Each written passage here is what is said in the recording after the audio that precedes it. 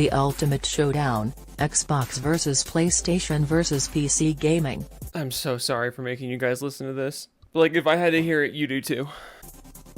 When it comes to gaming, there are three major platforms that come to mind: Xbox, PlayStation, and PC. I really don't know whose idea it was to make AI voiceovers a thing, but I'm really, really sick of them.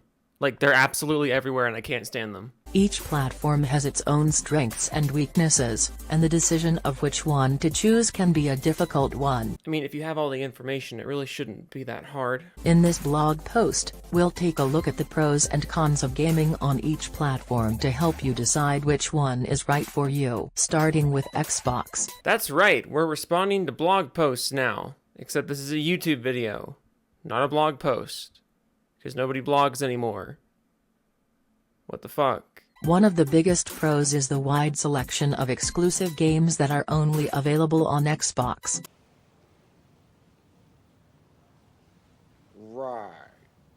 These include popular franchises like Halo, Gears of War, and Forza. Halo, Gears of War, and Forza. Halo, Gears of War, and Forza. Great start. Additionally, Xbox has a strong online gaming community and offers a subscription service called Xbox Live Gold, which allows players to play online with friends and access free games each month. The fact that Xbox requires you to pay to play your own games online shouldn't be presented as a positive thing.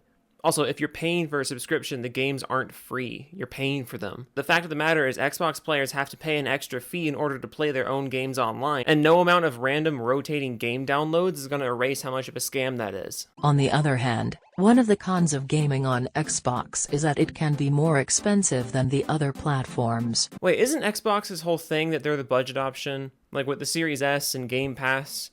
Like, if you're trying to get a 9th gen console and a bunch of games for the least amount of money possible, you get a Series S and Game Pass.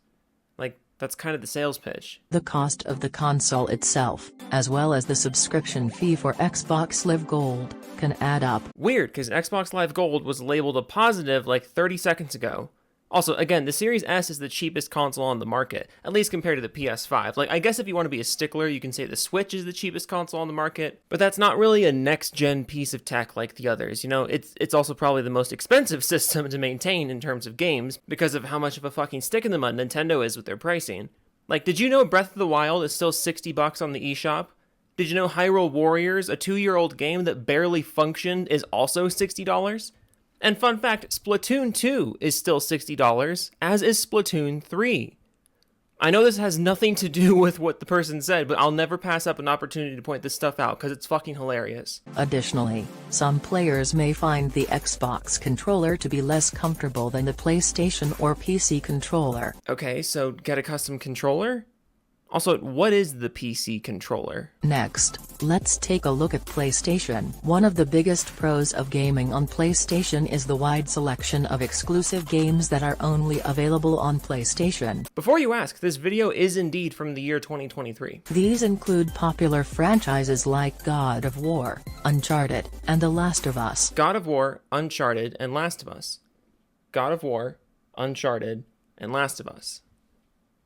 This has been fun. Additionally, the PlayStation controller is often considered to be more comfortable than the Xbox controller. Aren't there alternative controller shapes for consoles?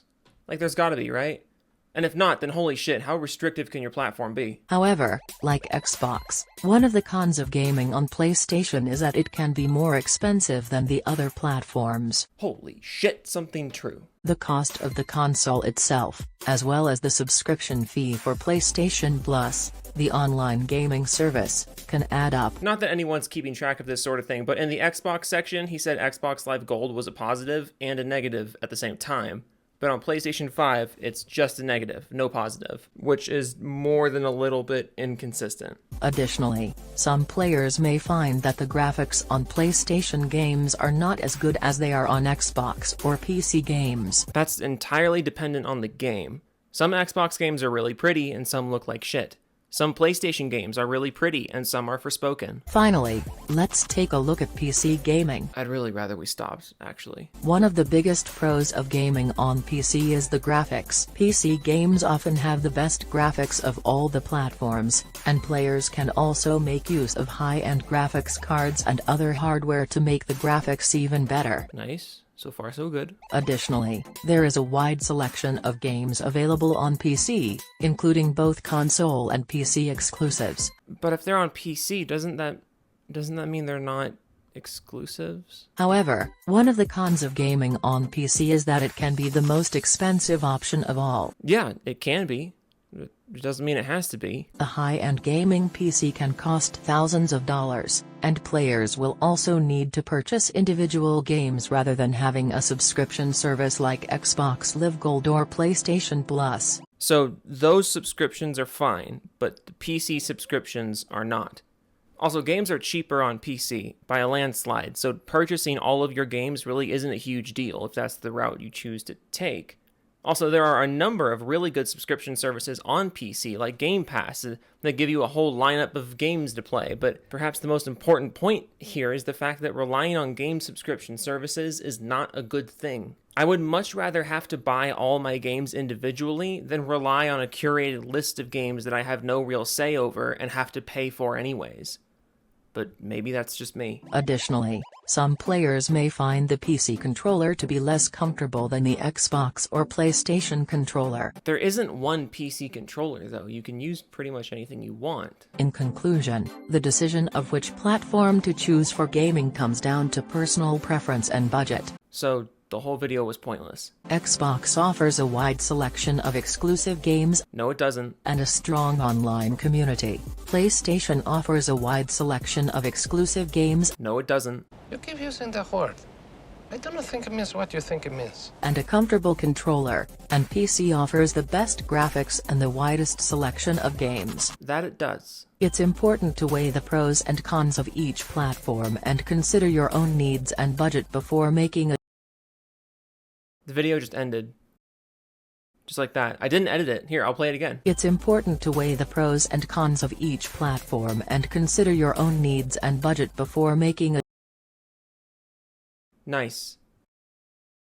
I hate it. Toodles. You know, funny, I just had a pretty wild idea. What is it?